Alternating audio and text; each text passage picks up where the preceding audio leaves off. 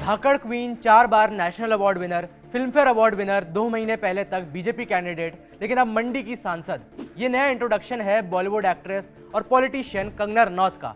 BJP ने इस बार कई फिल्मी सितारों को चुनाव में टिकट देकर दांव खेला था, लेकिन एक नाम जो पूरे वक्त सुर्खियों में रहा, वो नाम था कंगना रनौत।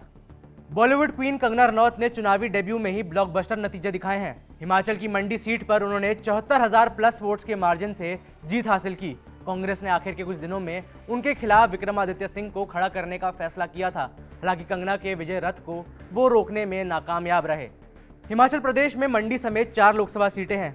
बीजेपी ने कांगड़ा, हमीरपुर और शिमला सीट पर भी अपना विजय ध्वज लहरा दिया है। इन जीतों के लिए अगर ब्रांड कंगना रनौत को श्रेय दिया जाए तो ये गलत नहीं होगा। कंगना के भाषणों से हिमाचल की जनता काफी इंप्रेस नजर आई। मैं आपको यह आश्वासन दिलाती हूँ कि मैं सदा ही आपके सेवा में, आपके कामों में तत्पर रहूंगी और जितना मुझसे बन पड़ेगा मैं उससे ज्यादा जो है वो आपके लिए काम करके दिखाऊंगी।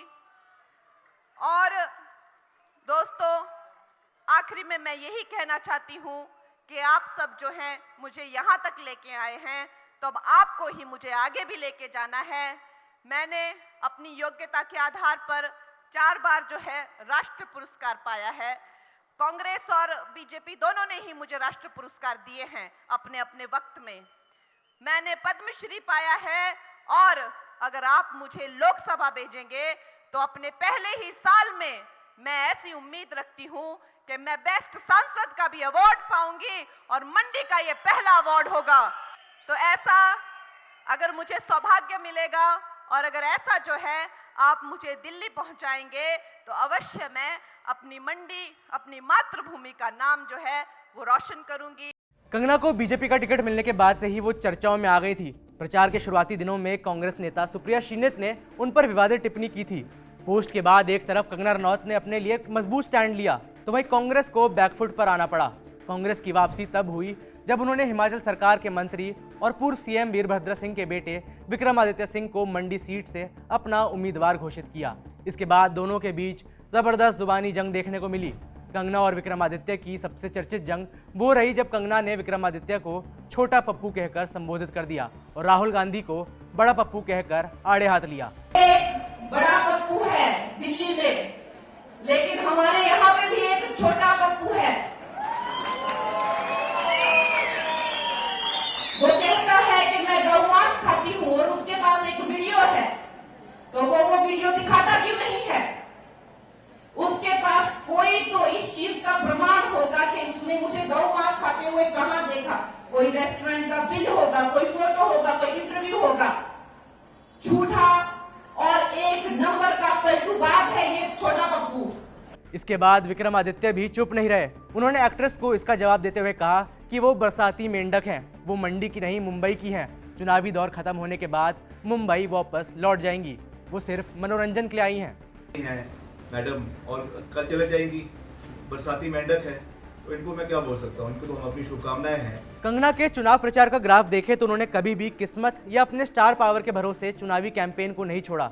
उन्होंने लगभग हर दिन अपने चुनावी क्षेत्र में रैलियां निकाली और लोगों से एक एक जाकर मुलाकात की। वहीं बतौर स्टार प्रचारक दूसरे राज्यों में जाकर भी उन्होंने पार्टी की ओर से अपनी जिम्मेदारी निभाई। हालांकि इस बीच अपने बड़बोले बयानों की वजह से कंगना कई बार ट्रोल भी हुई। नेताजी सुभाष चंद्र बोस को देश का पहला प्रधानमंत्री बताना, खुद की तुलना अमिताभ बच्चन से करना, मांस मच्छी बीफ खाने को लेकर बयान देना, ये सब कंगना के चुनाव प्रचार का हिस्सा रहे। कंगना रनौत कोई एक्सपीरियंस पॉलिटिशियन नहीं है। उनके राजनीतिक करियर की बात करें तो उनकी ऑफिशियल शुरुआत ही बीजेपी की उन्हें मंडी सीट से कैंडिडेट घोषित करने के बाद से हुई है। बीजेपी ने 24 मार्च 2024 को निकाली अपनी लोकसभा कैंडिडेट्स की 5वीं लिस्ट में कंगना रनौत का नाम शामिल किया था। इस ऐलान के बाद कंगना ने भी ट्वीट कर बीजेपी के साथ अपनी ऑफिशियल पारी की बात कह दी।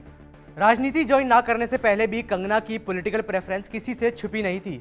जनवरी में जब रामलला की प्राण प्रतिष्ठा हुई तो कंगना बाकी बॉलीवुड से परे फ्रंट सीट पर बैठे गेस्ट में से थीं। वहीं केंद्र सरकार के कई कार्यक्रमों में भी वो शामिल रहीं। राजनीति में ना रहते हुए भी वो राजनेताओं से भिड़ती रहीं। साल 2020 में एक्टर सुशांत सिंह राजपूत की मौत के बाद उन्होंने तत्कालीन मुख्यमंत्री उद्धव ठाकरे पर ठीक से जांच ना करवाने का आरोप लगाया था। इसके बाद कई शिवसेना नेताओं ने कंगना को जान से मारने की धमकी दी। इसमें संजय राउत का नाम भी सामने आया। इस सब के बीच बीएमसी ने अवैध निर्माण को लेकर कंगना के घर पर बुलडोजर कार्रवाई भी कर दी थी। इसके भी राजनीतिक मतलब निकाले गए और जब मामला बॉम्बे हाईकोर्ट पहुंचा तो बीएमसी को गलती मानकर कंगना को मुआवजा देना पड़ा। कंगना की फिल्मों की बात करें तो वो भी पॉलिटिक्स से प्रेरित रही हैं। साल 2021 में कंगना की फिल्म थलैवी रिलीज हुई थी, जो कि तमिलनाडु की पूर्व मुख्यमंत्री एआईडीएमके नेता और एक्ट्रेस जे जयललिता की जीवन पर आधारित थी। वहीं अब साल 2024 में भी उनकी फिल्म इमरजेंसी का इंतजार है, जिसमें वो पूर्व प्रधानमंत्री इंदिरा गांधी की भूमिका में नजर आएंगी। साल दर साल ये बातें कहीं ना कहीं कंगना को एक परफेक्ट बीजेपी कैंडिडेट बनाती गईं और इसका फाइनल नतीजा मंडी सीट पर देखने को मिल रहा है। मंडी सीट जो 2021 के बाई इलेक्शन के बाद से कांग्रेस यानी विक्रमादित्य सिंह की मां प्रतिभा सिंह के नाम थी, वो कंगना के नाम हो गई। अब एक बड़ा सवाल ये भी है कि क्या कंगना पॉलिटिक्स के लिए अपना एक्टिंग करियर पीछे छोड़ देंगी। ये सवाल जब उनसे चुनाव प्रचार के दौरान पूछा गया था तो उन्होंने कहा कि अगर आने वाले दिनों में उन्हें पार्टी ज्यादा जिम्मेदारी देती है तो वो इस पर विचार जरूर कर सकती हैं। देखिए, ये तो बहुत ही मुश्किल एक क्वेश्चन है।